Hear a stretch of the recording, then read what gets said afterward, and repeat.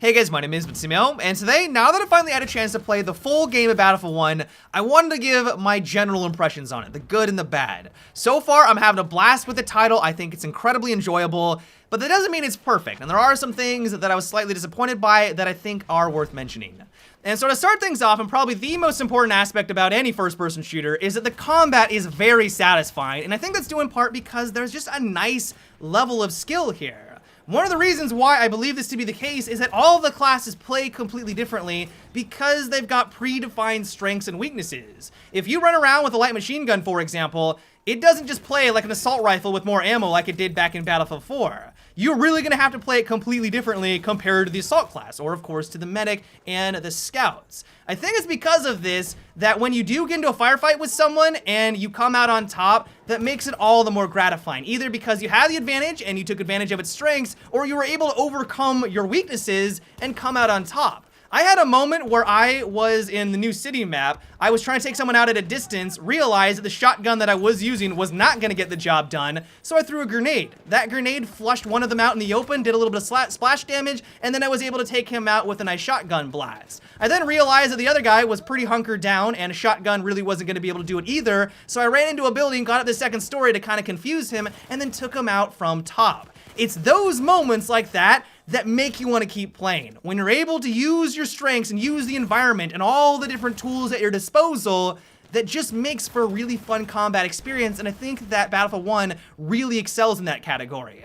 And while I will admit that it is way too early to tell if this is going to have as high of a skill level compared to past Battlefield games, because I've only been able to put about 20 hours into the title so far, what I can tell you is that after playing it for 10 hours straight, I wanted to keep going. It's got that addictive quality to it, and I think a lot of people are going to appreciate the combat and what it has to provide because it is very, very satisfying.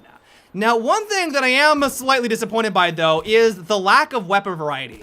To give you a really good example of this, the assault class only has access to 3 different submachine guns. 3 of them. That's it. Now, of course, they are going to be able to use shotguns. They are the class that is great for close encounter combat. They're going to have more than just 3 guns total, but if you were expecting the same amount of weapon variety that we had in past Battlefield games, you're going to be sorely disappointed. I think DICE kind of put themselves in a hard position because World War I didn't have a lot of weapon variety. Most people on the front line were using bolt-action rifles. They weren't using a crazy amount of high-tech submachine guns or light machine guns because it hadn't been invented yet. And so they put themselves in a very interesting predicament where they want to be authentic, they want to be able to bring a true World War I experience with guns that actually were used or invented during that time period, but because there was this limited technology, they don't really have a lot to work with. And so I think this is the reason why they have the variant system. As you guys know, during the beta, there was 3 different variants for each of the guns. Some made them have better hipfire accuracy, some would reduce your recoil, and there were other variants that just flat out completely changed the way that the weapon performed. If I remember right, there was a bolt-action rifle that I used that normally was a bolt-action rifle, but if you switched it to another variant, it completely changed the way that it performed. It all of a sudden turned into a designated marksman rifle for the scout class that had a lot of ammo at its disposal. It was not necessarily an assault rifle for the scout class, but you could put a lot of rounds down range really quickly that of course didn't hit nearly as hard.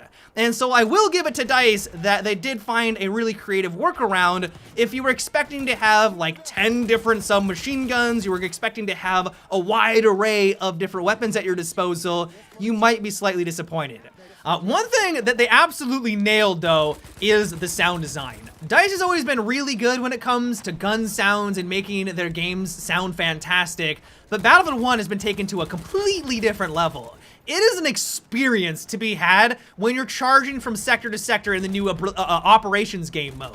When everyone on your team starts to charge and scream at the top of their lungs and bullets and explosions are happening everywhere, simply put, it is an experience. Like, I was getting shivers down my spine. I know it's corny, I know it sounds ridiculous, but I was getting goosebumps while playing the game because of the sound design and everything that was happening around me.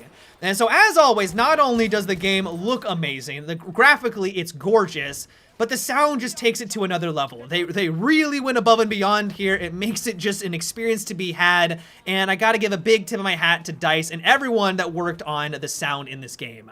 Another thing I'm really enjoying is the new game mode Operations. The way it works is a little bit more complicated than the other game modes, but it's kind of like Rush, with a bunch of twists to it. So like in Rush, you got an offense and defense. If you're on offense, it's your job to push up into the sector and take it for your team.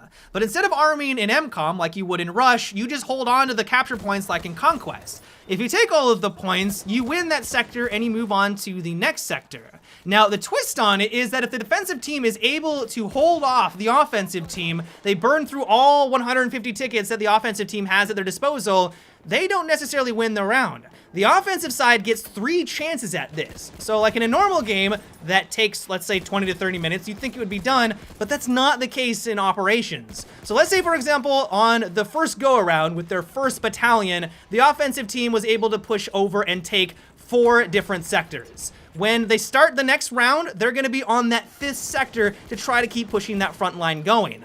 They have around 3 different tries to get to the very end. Now, the end doesn't necessarily mean the end of that map because it can push on over to another map entirely. It's pretty much this long, epic campaign, and it is glorious. This feels like the evolution of Rush. Rush has not been a game mode that I've been too enthusiastic about lately, because back in Bad Company 2, it was my favorite game mode, but ever since then, it's slowly gone downhill. Battlefield 3 was okay, Battlefield 4 was pretty much abysmal, and now in Battlefield 1, it's only alright. I haven't been all that impressed by it, but what I have been impressed by is operations. I love how it's this constant pushing forward of the front line. I really like how it goes between 2 different maps, and it's this really long campaign. And while it might be too early to tell if it's going to be well balanced, because I did notice that some of the objectives, it seemed to require the behemoth up in the sky if you're going to be able to take it. That was one kind of negative quality of it. All in all, it's an absolute blast. It does feel like an evolution of Rush, and I think a lot of people are going to enjoy this new game mode. One thing that I was not too keen on, though, was the way they've changed the revive system.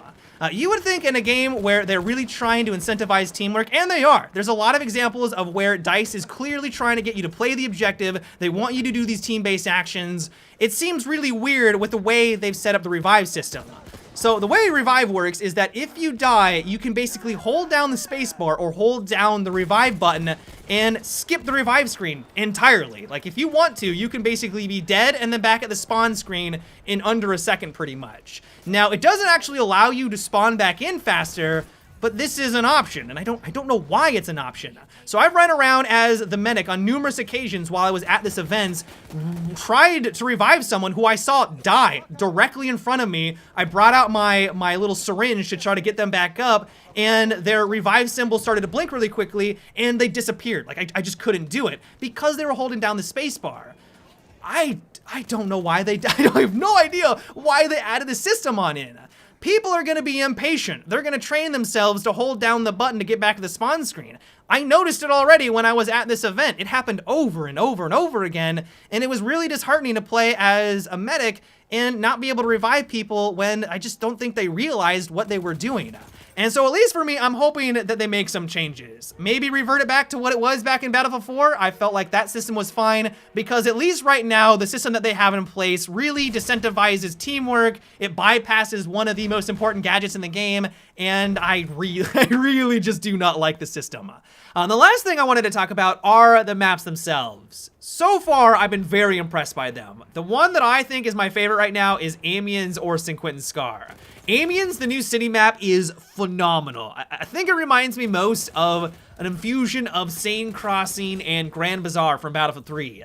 If you like Seine Crossing back in the day, you are probably going to love this map. At first, it appears to be pure chaos. I mean, it looks like a gigantic city. There's all these different cubby holes that the enemy can be hiding in, and you have no idea what's going on. But then you start to understand the flow of the map. It's got clear, defined lanes. There are, of course, going to be some flanking routes here and there. But in general, I am in love with it because it captures that same gameplay that I love back from Battlefield 3. And I have a suspicion that this is going to be a fan favorite. Now, that doesn't mean that every map is amazing. There are a couple that I can think of that I'm not too thrilled on. Maybe I'll start to warm up to them. But I think on average, I like the maps that they've created. There's definitely a wide diversity here. They're going to take you in all different sorts of locations, all different types of gameplay. And so if you like to snipe, if you like to play more infantry focused maps, all of that is going to be in there in Battlefield 1. And I think they've done at least a good job so far. But overall, this has made me even even more excited for the release of Battlefield 1. It's too hard to tell if it's going to have the same kind of staying power as past Battlefield games.